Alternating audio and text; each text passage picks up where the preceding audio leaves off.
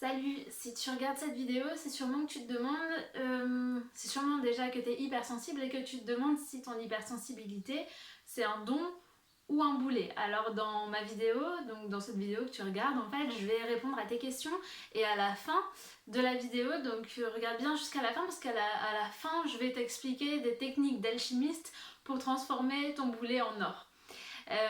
Voilà, donc tu es sur ma chaîne de Mental Défense, c'est une chaîne pour les timides, les hypersensibles, toutes les personnes qui ont tendance à être un peu victimes de leur anxiété, de leur timidité, etc. Mental Défense, c'est vraiment pour apprendre à t'affirmer sans trahir qui tu es. Voilà. Alors, donc si tu es hypersensible, eh bien ça t'arrive certainement très souvent, enfin peut-être, ça t'arrive souvent d'être fatigué parce que tu reçois toutes ces émotions en fait. Quand t'es hypersensible, c'est un peu comme si t'étais à fleur de peau tout le temps et du coup tu reçois des sensations, tu reçois des émotions, tu te sens un peu comme une éponge et tu ressens tout ce qui se passe autour de toi et en fait ça t'épuise parce que ton cerveau, ton corps doit, ton corps et ensuite ton cerveau doivent traiter toutes ces émotions, toutes ces sensations, tout ce qui t'arrive et, euh, et c'est hyper épuisant. En fait, il faut t'imaginer que par exemple, alors il y a certainement des situations qui te fatiguent plus que d'autres. Par exemple, tu vas dans un supermarché. Je sais pas si c'est le cas pour toi, tu pourras me le dire en commentaire, mais un supermarché pour un hypersensible, il y a quand même des jours où c'est un peu compliqué. Tu as toutes ces lumières, il y a toutes ces choses autour de toi, il y a plein de monde, et puis il y a aussi parfois de la musique. Donc voilà, tu mets tes écouteurs sur les oreilles, après les gens se disent ah, qu'est-ce que c'est encore que c'est associable, voilà. Sauf qu'en fait c'est un moyen de défense, ça te permet de couper un des canaux, parce que si tu laisses tous les canaux ouverts, laisse tomber, tu sors de là, tu fais une sieste de 24 heures. Donc voilà.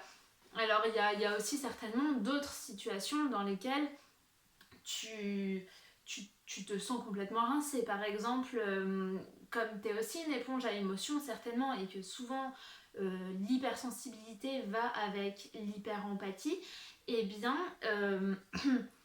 tu t'es déjà certainement retrouvé, soit dans un groupe d'amis, soit dans un endroit, soit dans ta famille peut-être, parmi des gens entre lesquels il y avait des tensions.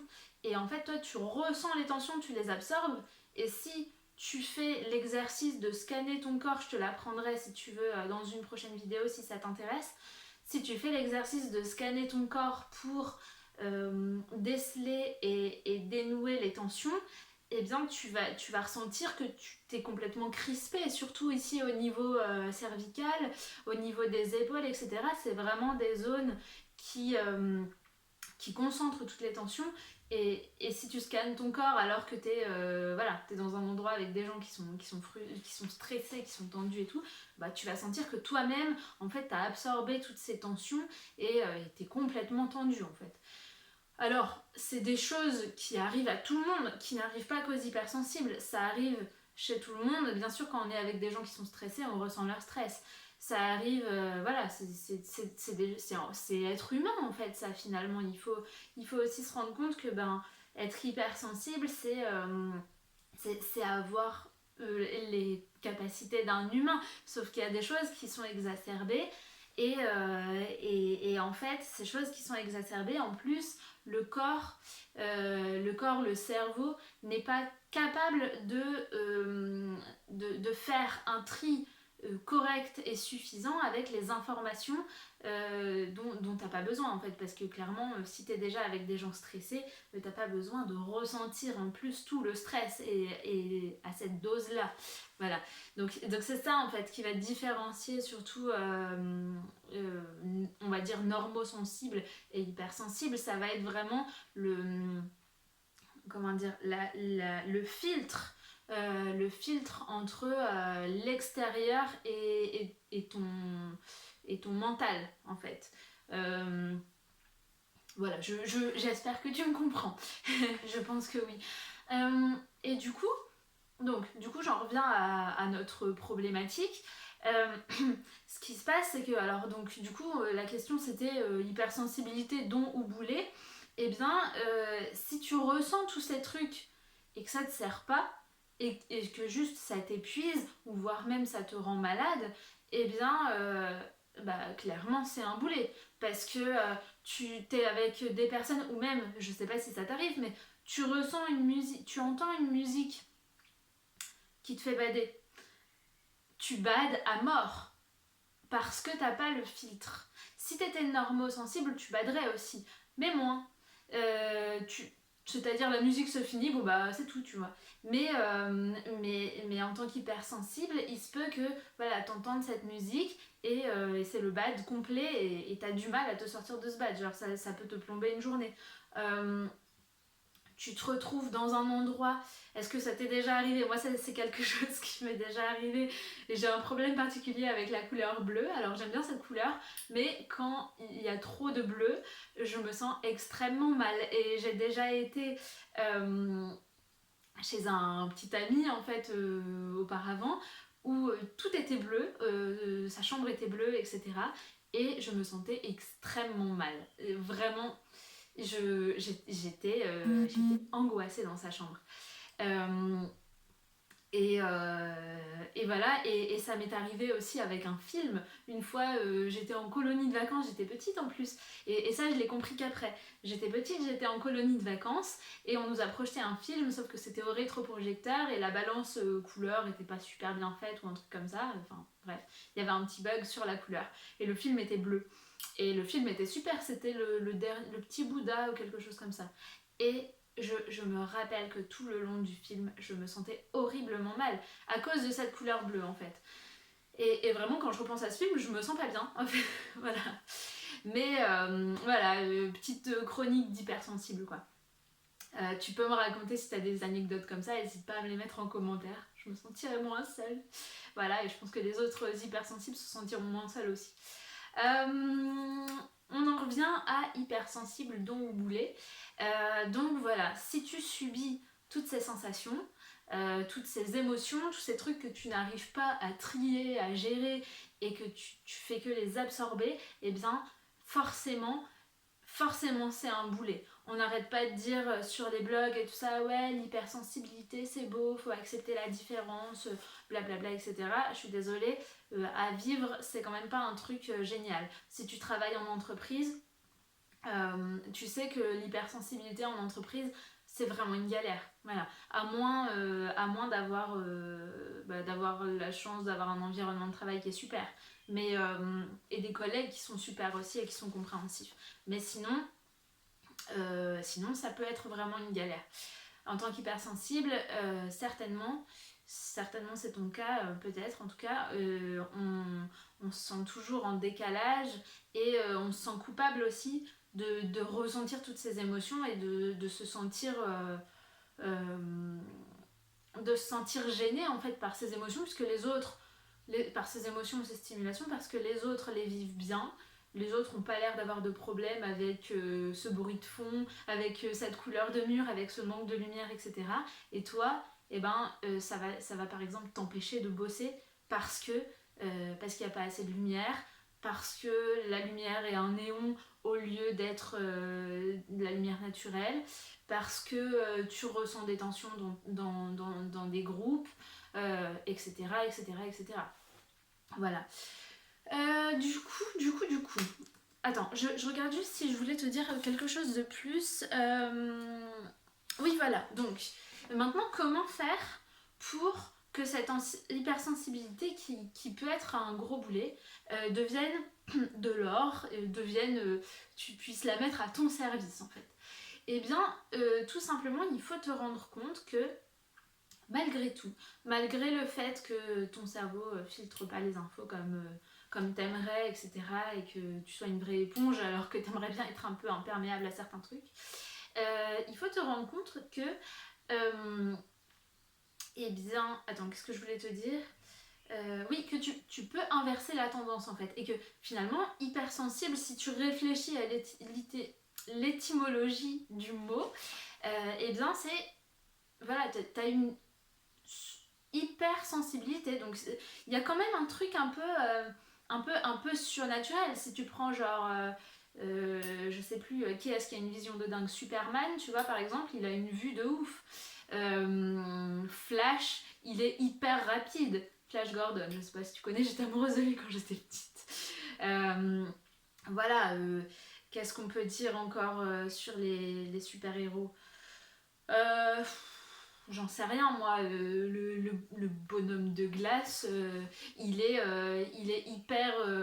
Il est tellement froid qu'il arrive à geler tous les trucs. Tu vois, donc il y a quand même un truc avec l'hypersensibilité, il y a quand même un truc un peu hors du commun, un peu extra-humain, si tu veux.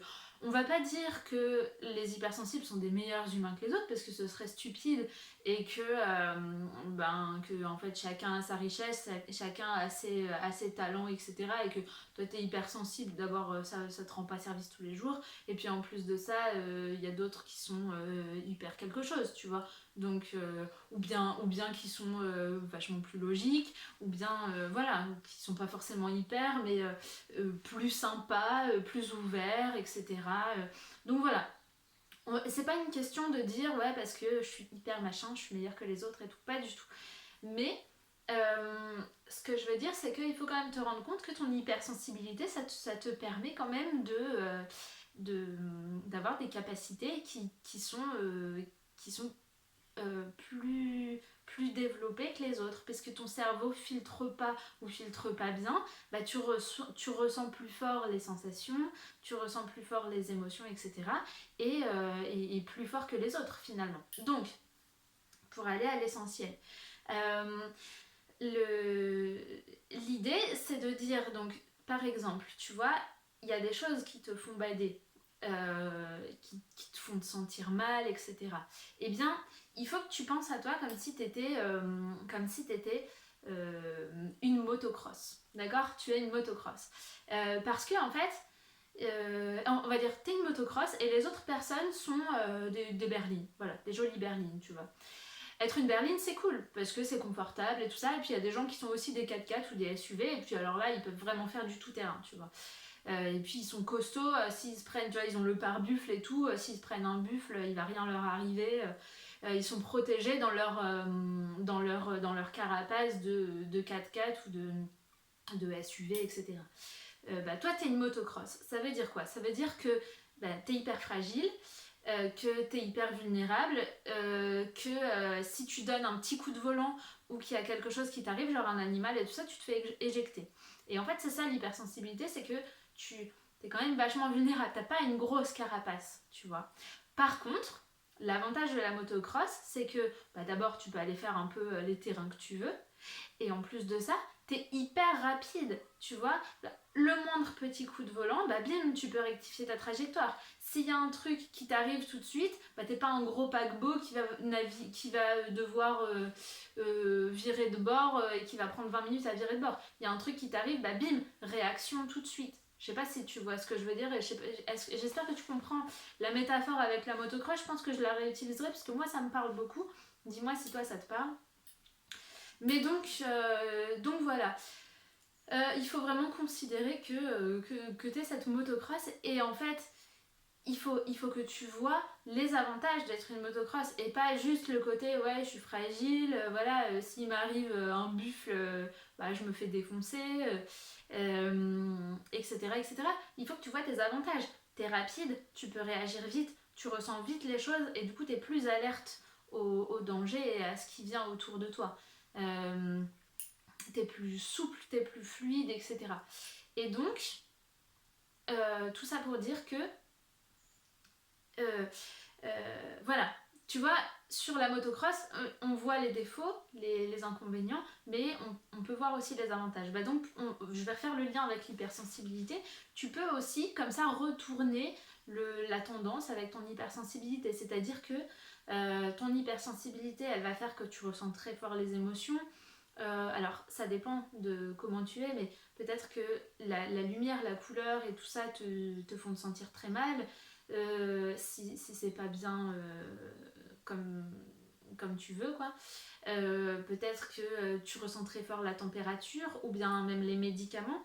tu prends un médicament et ton corps réagit très très vite, tu ressens très fort la fatigue, voilà, peut-être que tu ressens tout ça, et bien pour transformer ton boulet en or, il faut que tu inverses le truc, c'est-à-dire, ok, les couleurs peuvent t'embrouiller, te faire te sentir mal, et bien entoure-toi vraiment, joue là-dessus en fait, c'est ça que je veux te dire. Joue sur les points sur lesquels ton hypersensibilité peut être le plus gênant. Et plus gênante, je veux dire. Tu sens que la couleur peut te mettre mal, et ben entoure-toi vraiment volontairement de couleurs qui te font te sentir bien. Tu sens que la lumière, le manque de lumière peut te faire mal, achète-toi une lampe de luminothérapie, allume-la dès le matin, je t'assure, ça fait l'effet d'un café, c'est incroyable. Tu sens que la musique peut te faire bader, et bien ça veut dire que tu as une sensibilité particulière avec la musique. Alors la musique a tendance quand même à faire se sentir bien un petit peu tout le monde, mais toi, si une musique peut vraiment te plomber ta journée, eh bien fais-toi vraiment, contrôle ce truc à mort et fais-toi des playlists de chansons qui te font te sentir bien et mets-les dès le matin, comme si tu prenais un médicament pour te sentir bien, tu vois. T'es pas obligé d'en passer toujours par des antidépresseurs, des exercices de sophro, ou, ce qui est très bien, hein, mais je veux dire, il y a aussi des choses comme ça où en fait c'est naturel, c'est dans ton environnement, mais on va pas forcément remarquer, on sait que voilà, mettre une petite musique ça fait du bien, s'allumer des petites bougies le soir et tout c'est cool, mais du coup fais-le volontairement. Regarde les points sur lesquels ton hypersensibilité peut t'affecter beaucoup et prends le contre-pied. Cherche vraiment le truc positif pour t'entourer de ces choses positives et faire en sorte de te booster vraiment en hackant ton hypersensibilité. Voilà, j'espère que j'ai répondu à ta question. Je t'invite vraiment à t'abonner à mes emails privés parce que je vais bientôt envoyer tous les jours des astuces comme ça pour de mental défense en fait, voilà, je pense que tu as compris de quoi il s'agissait. Donc abonne-toi et puis mets-moi en commentaire si ça t'a intéressé, si tu as d'autres questions, je vais en parler très bientôt et merci d'avoir regardé cette vidéo, à très bientôt.